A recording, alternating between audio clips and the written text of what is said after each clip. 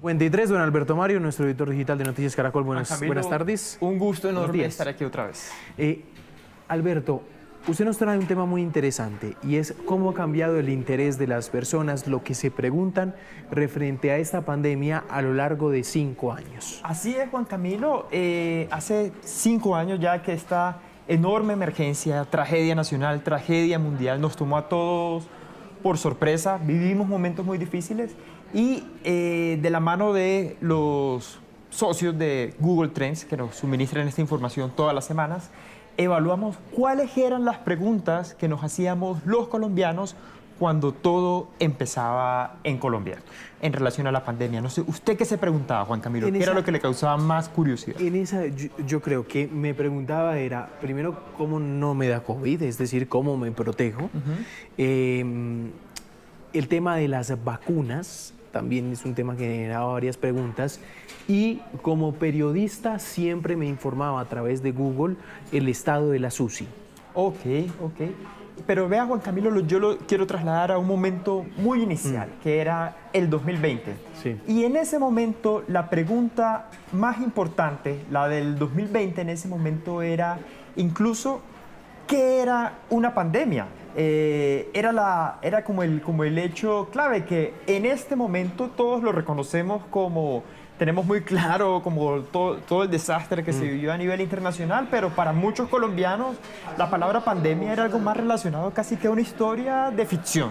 Claro. También vemos reflejado el qué es el coronavirus, como esto que nos tomaba por sorpresa, que viene de Veíamos China, algo en China, por allá, el 1 de enero. que parecía esa tragedia Exacto. lejana que no hace parte de la realidad colombiana. Y bueno, como que no se preguntaban del todo. Y la tercera pregunta que más se hizo en ese momento y en ese año los colombianos era cada cuánto tiempo es recomendable realizar el lavado de manos, que fue el primer gran hábito relacionado con el COVID. En el 2021 ya... Esa es otra duda buena. Recordemos que en enero el gobierno nacional ya anunciaba que Colombia contaba con las vacunas, que fue uno de los primeros países en la región en tenerlas, se reveló el plan.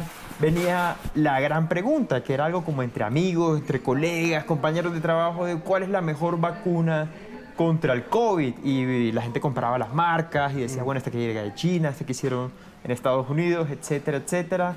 ¿Cómo agendar la cita para la vacuna COVID? ¿Y qué pasa si tengo COVID y me vacuno? Mejor dicho, fue el año de las preguntas en relación con la vacuna.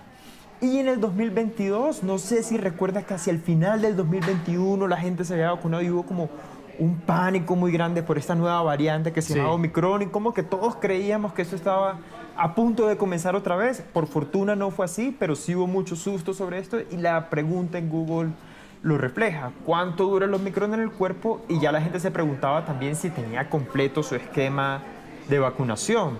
En los años posteriores, en el 2023, ya vamos observando preguntas incluso relacionadas con el fin de la pandemia en Colombia. Ese mismo año ya la OMS había terminado la emergencia internacional y cómo sacar el carnet del COVID, que nos dice mucho de que la gente ya empezaba a prepararse pues, a retomar su vida, a viajar, Claro.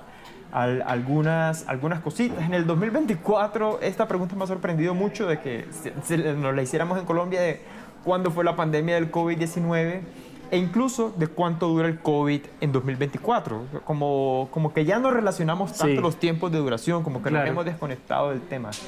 Y la del 2025 pues me parece, digamos, me llama la atención que la gente esté preguntándose este año, bueno, ¿y dónde son las pruebas? ¿Cuáles son los síntomas?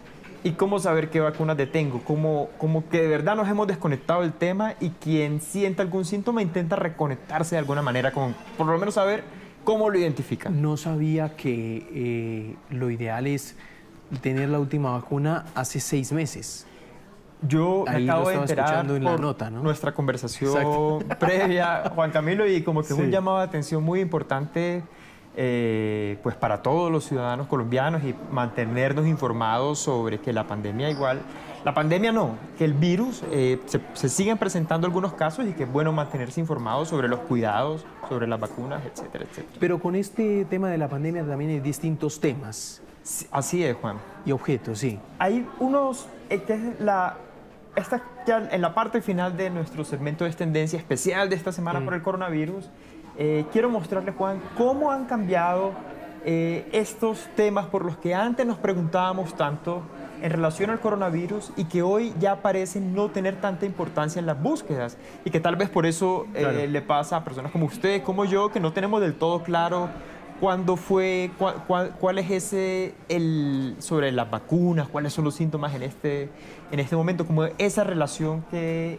es importante tenerlas todos sobre el coronavirus. Y le paso unos datos iniciales antes de que aparezca el gráfico en pantalla, y es que las búsquedas sobre los síntomas de COVID y sobre el coronavirus en general ya han caído prácticamente a cero en estos últimos 2 años, que lo podemos ver en este momento en pantalla.